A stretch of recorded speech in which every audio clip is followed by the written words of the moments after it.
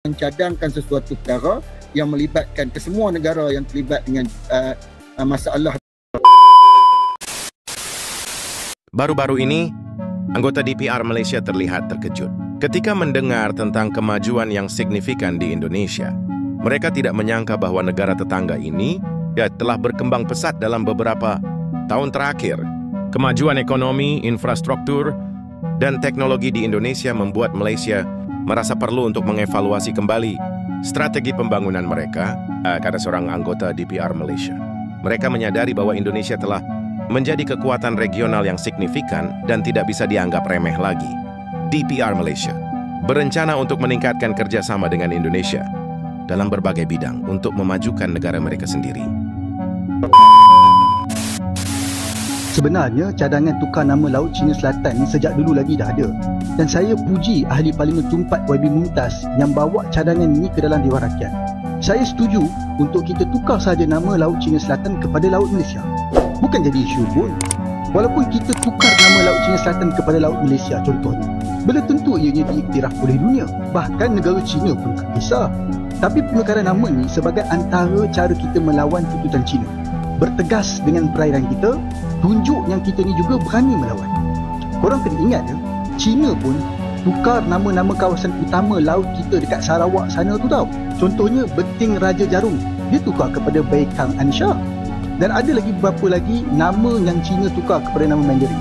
Ini pun kena ambil kira. Tak usah pening kepala lah dalam bab ni, tukar je lah. Lagipun negara-negara jiran kita pun dah lama buat. Contohnya Indonesia, Laut Cina Selatan mereka panggil Laut Natuna Utara.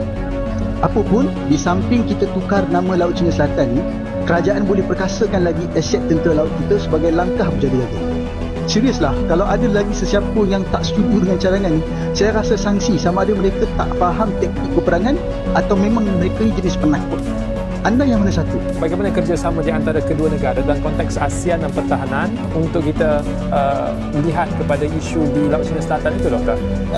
Kawasan ekonomi eksklusif yang kita teroka selama ini di kalangan negara-negara ASEAN itu sendiri, betul-betul kita nak berhadapan dengan kemarahan Cina.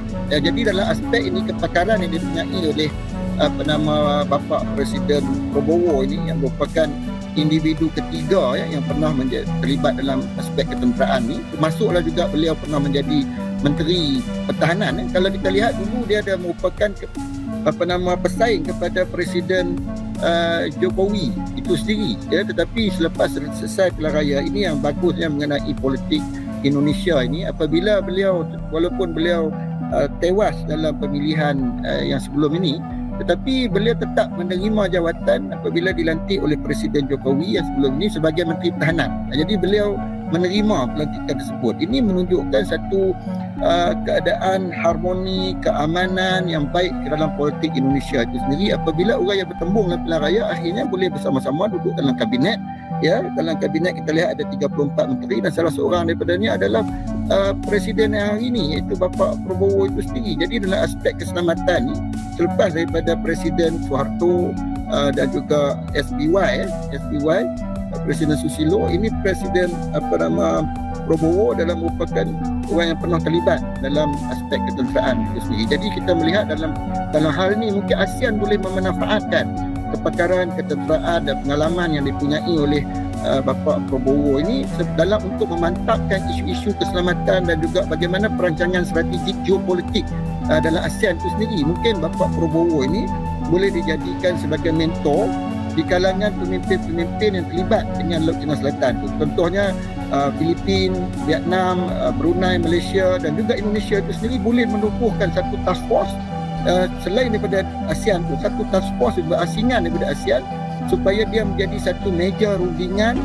untuk membolehkan apa plan tindakan yang boleh dilakukan oleh negara-negara ASEAN yang mempunyai sempadan dan kepentingan berpotensi tinggi mengenai Laut Cina Selatan itu sendiri. Jadi dia kena ada satu fokus, satu komiti, satu jawatankuasa, task force yang mungkin Bapa Prabowo boleh mencadangkan sesuatu perkara yang melibatkan kesemua negara yang terlibat dengan masalah ataupun konflik yang melibatkan hubungan Malaysia-China mengenai Laut Cina Selatan itu sendiri, atas kapasiti beliau dan pengalaman beliau sebagai orang yang pernah terlibat dengan strategi ketenteraan dan juga strategi keselamatan.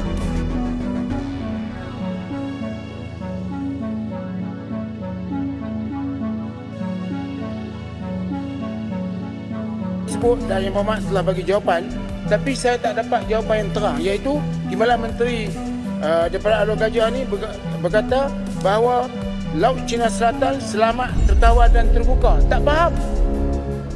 Selamatkah Laut Cina Selatan sekarang? Tertawar kata tidak? Apa maksud terbuka? Terbuka yang saya tahu ini adalah laluan tanpa di-anchor South. Tapi apakah benda ini berlaku? Kita lihat bahawa ini Indonesia telah menghalau kapal-kapal nelayan Cina yang cuba masuk ke Indonesia. Indonesia saya ucap tahniah sebab dulu menterinya lagi hebat, iaitu dia bom habis semua kapal-kapal yang masuk ke Indonesia dan orang tak boleh masuk. Tapi sekarang mula mereka masuk ke kawasan Natuna. Indonesia yang dulu kita pandang remeh, kita pandang rendah, ya, sebagai negara pembekal buruh kasar, pembantu rumah, ya, masyarakat yang kurang maju, kitalah yang paling maju di kalangan rumpun Melayu dan sebagainya. Tetapi sekarang ini kita malu, ya, kita malu oleh kerana kapal yang dibeli dengan duit rakyat Malaysia yang 1,000 juta itu telah ditahan oleh Indonesia dan ditayang dalam televisyen dan berita mereka sebagai satu trofi yang menunjukkan betapa pemerintahan dan pentadbiran Malaysia telah hilang hala tuju dan hilang segala prinsip dan